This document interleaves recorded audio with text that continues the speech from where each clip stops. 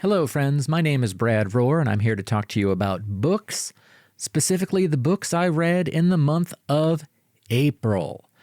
April starts a new quarter, which means there are new useless, pointless Goodreads badges for me to aim for. So the first of those was with Jane Eyre by Charlotte Bronte.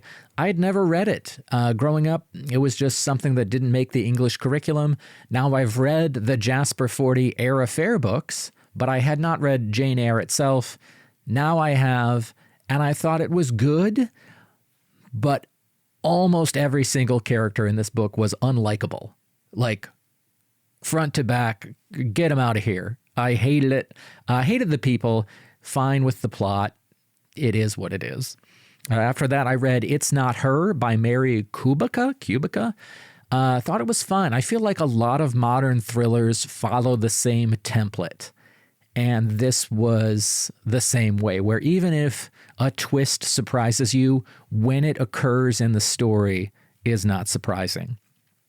I read There Is No Anti-Memetics Division by qntm and thought it was a brilliant concept. Really reminded me of the video game Control in the sense that there's a government agency battling, for lack of a better term, something weird. I thought the concept was A+. Execution didn't really do it for me. A lot of great ideas. I look forward to seeing what else comes out of this author, but all in all, wasn't as good as I hoped it would be. I read Brigands and Bread Knives by Travis Baldree. That's in the Legends and Lattes series. Less cozy than the first two books in the series, and I thought it was fine. You know, wasn't really into it as much as I thought. I do like that it had a different message than I expected going through it.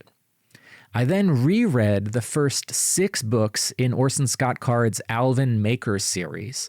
So that was Seventh Son, Red Prophet, Prentice Alvin, Alvin Journeyman, Heartfire, and The Crystal City.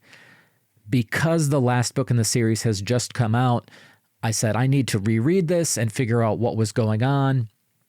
And I remembered a surprising amount from books that I haven't read in 20-something years.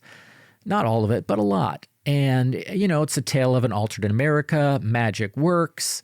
I later learned how Joseph Smith coded that Alvin is. And I did not know that when I read it the first time. And I think it may have affected my enjoyment, but we'll see. I have yet to read book 7. I'll probably read that sometime in May and kind of maybe do another video on the whole series.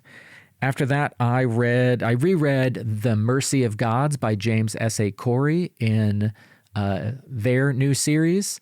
And I say their in that case because it's 2 people writing as one author.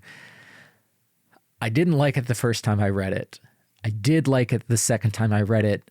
James S.A. Corey also wrote The Expanse, and when I read it the first time, I think I was hoping for more of that, more space battle-y type stuff instead of space researchy type stuff. So with more reasonable expectations this time, I did find I enjoyed it much more, and I look forward to reading the novella, Live Suit, and the second book that just came out in that series as well. And then I closed out the month with Mark Lawrence's The Book That Wouldn't Burn. And this was one that there were things that happened that I didn't expect, although I should have seen them coming. I appreciate that from an author and from a book, but it just didn't hook me. If you were like, oh, are you going to go read book 2 in the series? Yeah, I'm not in a rush to do it. Maybe when I get to a point where I don't have anything like really pressing to read, I'll get to it. But for right now, I enjoyed it as a standalone. I think it made me think about things in a different way. A lot of it felt like a chore in a way that I didn't really appreciate. So those were my books for the month.